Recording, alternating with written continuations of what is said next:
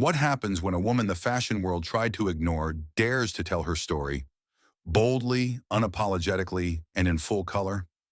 Get ready to witness how one unforgettable night at the Met Gala turned rejection into reverence and a so-called outsider into the heartbeat of an entire industry. The black SUV crept to a halt in front of the Met Gala's crimson-draped steps. The night buzzed with opulence. Paparazzi shouting names, stylists adjusting trains, velvet ropes keeping the glittering elite in line. Spotlights danced across the marble, illuminating every couture feather and diamond drip. And then Amara stepped out. No entourage, no borrowed jewels, just a woman cloaked in confidence, and a gown that made the earth seem to hold its breath.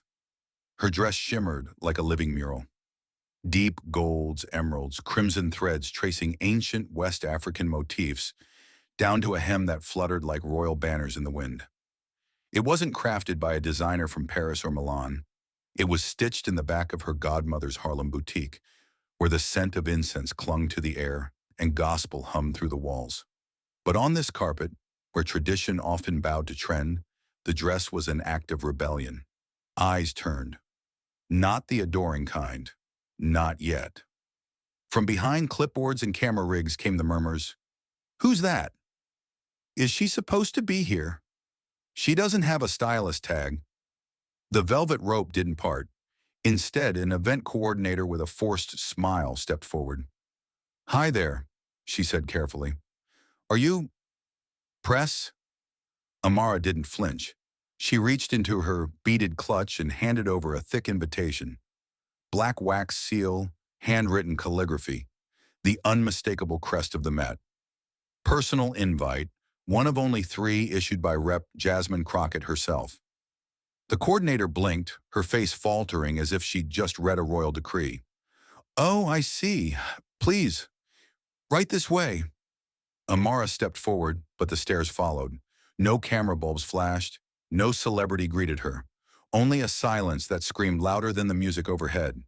But Amara knew something they didn't. She didn't need to belong to their world, because tonight, that world would orbit hers. And by the time the night was over, the woman they tried to ignore would be the name on every tongue, the dress in every headline, and the reason every seat in that ballroom stood to applaud. But first, she had to walk through the fire of their doubt, unshaken, one heel in front of the other. And she did. Inside the entrance, the air was heavy with perfume and judgment. Celebrities swanned past in dresses hand-delivered from Paris ateliers, dripping in diamonds guarded by private security. The room shimmered like a constellation of privilege, and Amara stood in the middle of it, unapologetically radiant, but not invisible. No, not invisible, just unwelcome. Her gown, majestic, hand-stitched, and saturated in bold colors rarely seen on these carpets, turned heads, but not in the way a designer might hope. She's doing the most, someone whispered behind a sequin fan. Who let her raid a museum? Another snickered, eyes flicking over the regal patterns and sweeping silhouette. Amara heard it all. The dress was loud, they said. Too many colors, too much drama. One actress, adorned in a sterile silver column, sneered. She looks like a walking quilt. But they didn't know. They didn't know each thread of that quilt told a story. The kente cloth woven into the bodice was a tribute to her grandfather, a Ghanaian weaver. The crimson embroidery winding down her sleeves mirrored the river where her great-grandmother had washed fabric by hand. The gold medallion sewn into the waistline, vintage coins from her godmother's shop said to bring protection. She wasn't wearing fashion, she was wearing lineage. Still, the judgment came, cutting like cold wind. Amara made her way toward the main carpet. She wasn't looking for validation. She knew her worth, but she had hoped foolishly for a moment of peace.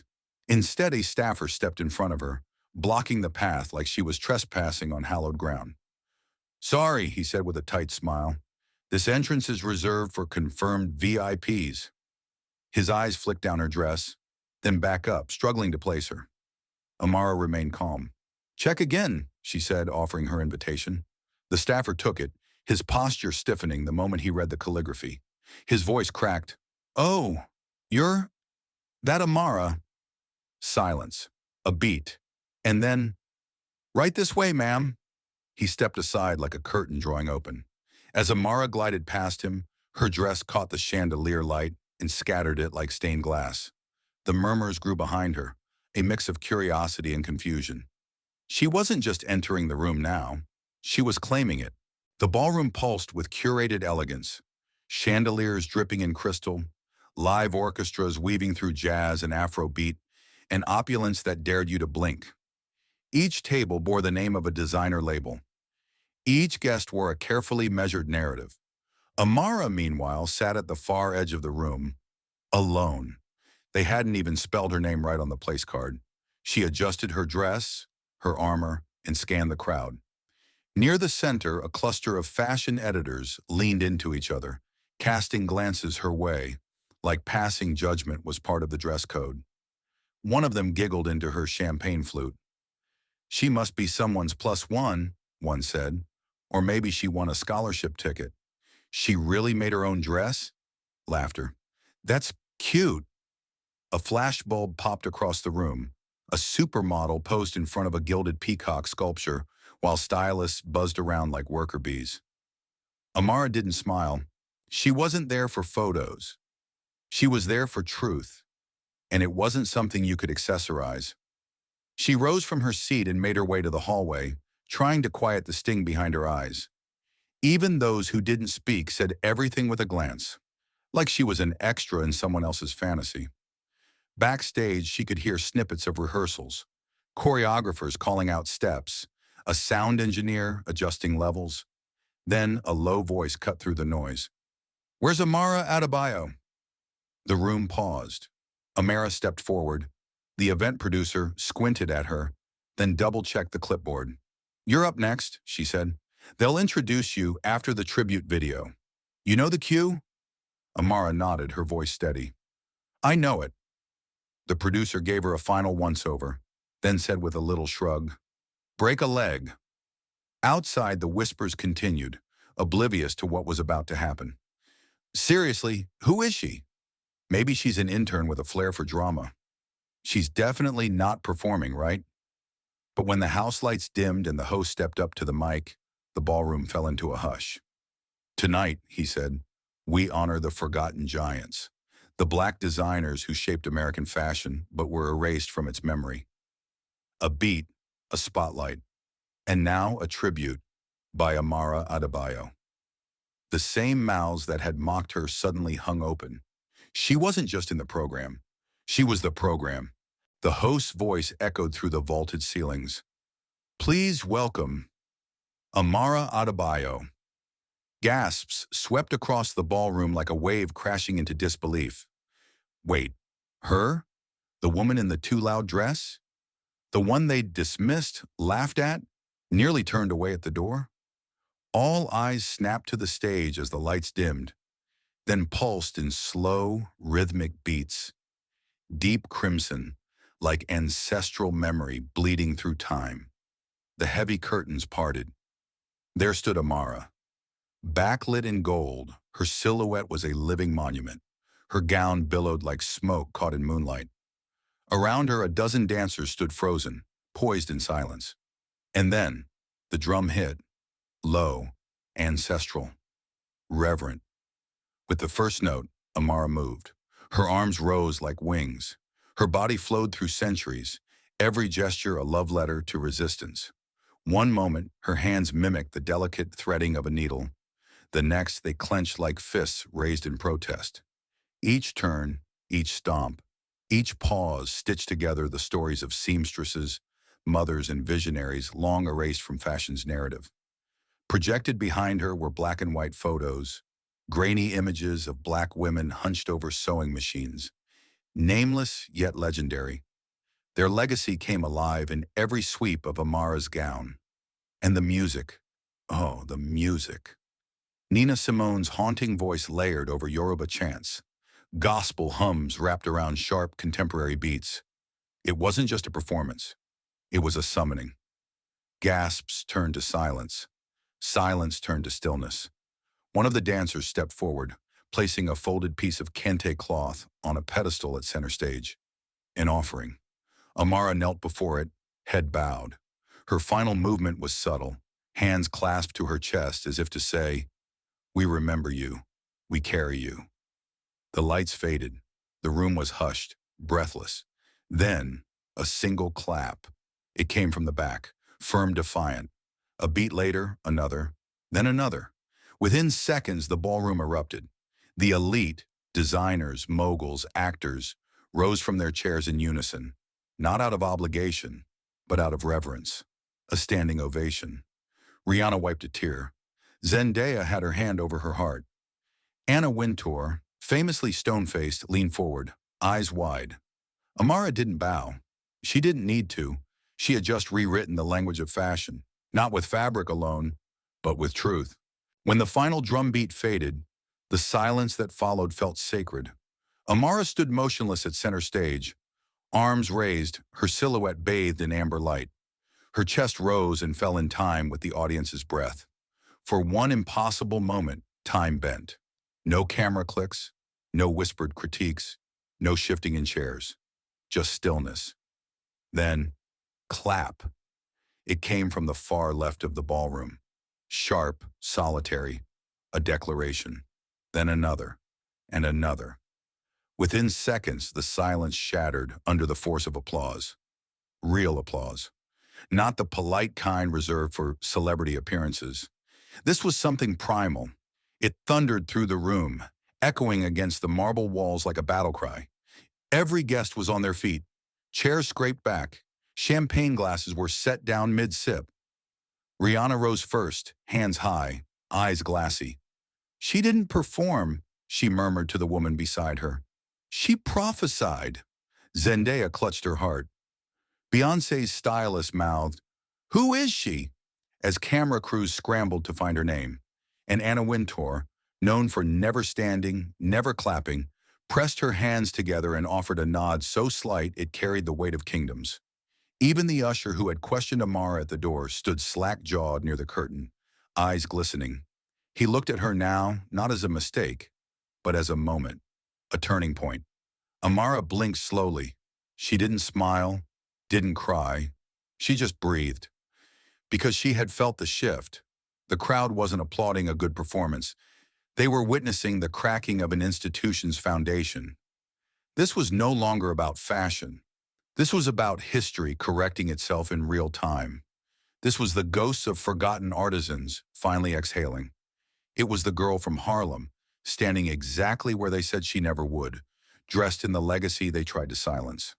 The host returned to the microphone, visibly shaken. His voice caught before he said, "Ladies and gentlemen, I think we just witnessed the soul of tonight's theme." Backstage, producers scrambled to rework the lineup. Sponsors whispered about new campaigns. PR reps reached for their phones. But Amara didn't need their deals or validation. She had done what no one else in the room could. She made the MET Gala feel something real. And now the entire world would know her name. The applause was still echoing when the phones came out. Hundreds of them lifted like digital torches, capturing a moment already destined for legend. In seconds, Amara's name lit up across every social platform like wildfire. Who is Amara Adebayo? The performance that stopped the Met Gala. A dress that tells a story the industry tried to forget. Influencers who'd once side-eyed her now scrambled to record shaky videos from their tables. Stylists who had rolled their eyes at her entrance were now tweeting, "This woman just changed the game." Even major fashion houses, who hadn't given her a second glance earlier, were now DMing her Instagram, asking for meetings. The video of her performance hit 1 million views before she even stepped off the stage. And outside the gala, in the chaos of the press line, journalists were flipping their notes, desperate to find her name in the program. She wasn't listed under any label. She came solo, no designer sponsor. Someone find her PR. This is the story of the night. But the most powerful headlines weren't written by press. They were written by the people. Black designers, queer stylists, fashion students from Atlanta to Lagos. They saw Amara not just as a performer, but as a mirror. A walking affirmation that their stories, their families, their culture belonged in the rooms that once denied them. My grandmother used to sew dresses in a tiny shop just like that, someone wrote. I've never cried watching fashion before, said another. Tonight I saw myself on that stage. And through it all, Amara stayed quiet, letting the story breathe. Backstage, she sat on a velvet bench, her fingers still trembling from the adrenaline. Her phone buzzed nonstop. Agents, networks, interviews, podcasts. She ignored them all. Then her godmother called. You shook the earth tonight, baby, the old woman said, voice soft but proud. Your ancestors are dancing. Amara closed her eyes, letting the words settle deep in her bones. She hadn't come to the Met Gala to trend. She came to tell the truth, boldly, loudly, and without apology. And now even the institutions that once ignored her were listening. The industry had its highlight of the night. But Amara Adebayo, she had a beginning. The morning after the Met Gala, Amara woke up to a world that finally knew her name. Her inbox, flooded, her phone, near death from nonstop buzzing, her face, plastered on magazine covers before breakfast. But the irony, that was the richest part of it all. Because among the sea of messages, journalists, agents, stylists, were the very designers who once dismissed her. There was one label that had laughed her out of their showroom 2 years ago when she pitched a collaboration rooted in African textiles. Now their email read, "We'd be honored to work with you on our spring couture collection." Another house, notorious for never casting dark-skinned women in their campaigns, sent her flowers bigger than her coffee table. Attached was a note, "You've redefined elegance. Let's talk." And perhaps the most ironic of all, an editor from the same fashion magazine that once told her she was too niche for our readers now wanted to put her on the cover. Amara didn't gloat. She didn't even reply. Instead, she stared at a simple email from a young designer in Detroit. Your story gave me courage. I was going to quit this morning, but now I'm sewing again. That was the validation she needed, not the glossy offers, not the sudden praise from people who once shut doors in her face, but that one message from someone who saw her and said, because of you, I'll keep going. Still, the calls kept coming. A rep from the Council of Fashion Designers of America asked her to headline their next event. A major fashion house offered her a creative director position on the spot. Even Beyoncé's team reached out for a custom piece for an upcoming tour. It was dizzying, intoxicating, and a little surreal. Just days ago, they had asked her to use the service entrance at a fashion mixer. Now they were rolling out red carpets in her name. But Amara didn't move from desperation anymore. That part of her had died the night she danced in a dress made of history. So she opened a notebook, the same one she carried when sketching ideas on subways and fire escapes. And in bold ink she wrote, I will build what they tried to keep me out of. She wasn't just in fashion now. She was about to change it. A year later, the Met Gala had returned. But this time, the air felt different. The theme? Resurgence. Fashion through the eyes of the forgotten. And on every billboard, in every Vogue preview, and on every designer's tongue, was one name, Amara Adebayo. She wasn't attending this time. She was curating it. That's right. The very woman they once tried to keep out now had her own wing inside the Met. She had designed the gala's central exhibit, a bold tapestry of overlooked black designers from the 1800s to now, woven together with stories, garments, and textures the world had never dared to spotlight. And when the guests arrived, they didn't just walk the red carpet. They walked through her story, hand-stitched timelines, multimedia art infused with ancestral voices, dresses that defied gravity and convention. Every step into the museum felt like a pilgrimage. This time, no one dared question if she belonged, because she set the tone. She decided the guest list. She approved the music, the stage design, the lighting. The most elite names in fashion paused at her installation with awe. Naomi Campbell whispered, I've waited my whole life for a room like this. A tear rolled down Andre Leon Talley's memorial portrait, metaphorically speaking. Even the host of the evening took a moment during their opening monologue to say, before we begin, Let us thank the visionary who redefined this event, Amara Adebayo. And the applause, it wasn't just polite.